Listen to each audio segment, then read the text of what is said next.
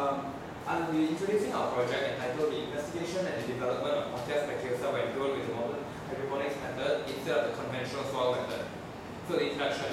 Why are we doing such a project? Currently, the total forested land in Singapore is only 3% of the total land area. And out of which, only 20 kilometers square, out of this 20 kilometers square, only one of this is primary forest. Therefore, there's a need to convert secondary forest into this primary forest. The plants we're going to be looking at for our project are called legumes. Legumes are a family of plants in which seeds are contained in pods. Also, legumes have the ability to fix nitrogen. This is done through nodulation. Now, the current plant that we're going to be looking at is Pakia, which is a type of legume. Why do we choose Pakia is because this project was taken from our seniors in which they determined the best plant, and the best plant was determined to be Pakia because it acclimatizes to Singapore's environment the best.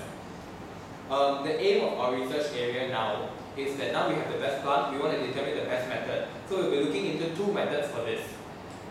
The two different methods are the conventional method of using soil and the hydroponics method using a drip irrigation system. Both methods involve rhizobium bacteria. We then hypothesize that the modernized method of hydroponics is more effective. As research has shown that soybeans are able to produce double the yield as compared to the soil method when legumes are able to grow better in hydroponic system. This is then the overview of experiment for phase 1. 90 seeds are germinated with 30 seeds inoculated with 3 different concentrations of bacteria. And 15 seeds are transplanted into soil and 15 into hydroponics.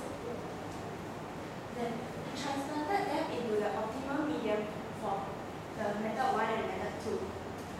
Method 2 is the hydroponics medium in which cocoa peat and perlite is used as its porous and able to retain the nutrient solution that is provided to the plants.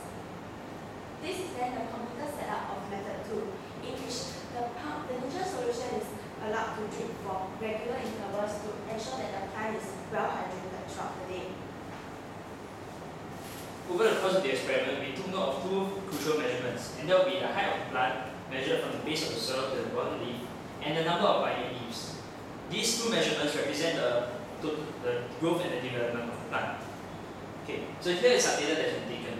For those under 1, they are under the conventional method, and for those under 2, they are under the hydroponics method.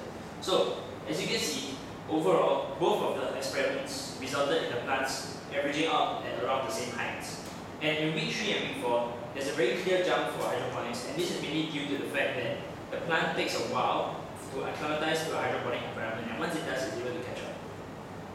Now, counting the number of binding leaves, as you can see, the number of binding leaves for the conventional soil plant is one of the highest. But of course, those in the hydroponic method have shown more consistency and are around the middle region. So, what these results mean?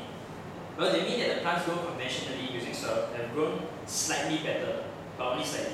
And the plants grown using the modernized hydroponics method have developed better and faster. So this does sort of say that our hypothesis is wrong because the plants grown using soil do seem to be doing better. But we mainly say that the hydroponic setup is not working as well as it should be, and that would be the reason why the plants are not growing as well.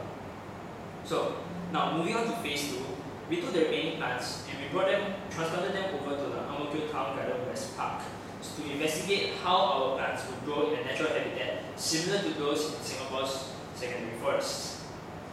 Here's the overview. Basically, we had 2 different regions, one which is an open canopy and one which is a closed canopy. In the open canopy region, you can see that it is mainly exposed to a lot of sunlight, and for the closed canopy region, it is darker. Here's the data that we have obtained for the average height of the plants. As you can see, in 2B, which is the plants with the middle concentration, the supposed optimal concentration of bacteria, the plants have grown the height tallest. And for those, and similar to those by number of binding leaves, is equally as good in the closed canopy. So what does this data mean? This means that the plants grown hydroponically were able to adapt to the natural environment quickly. And this supports our overall objective, which is to reforest our secondary forests. So, by increasing nutrient content of the soil becomes more self-sustainable and the primary forest is restored.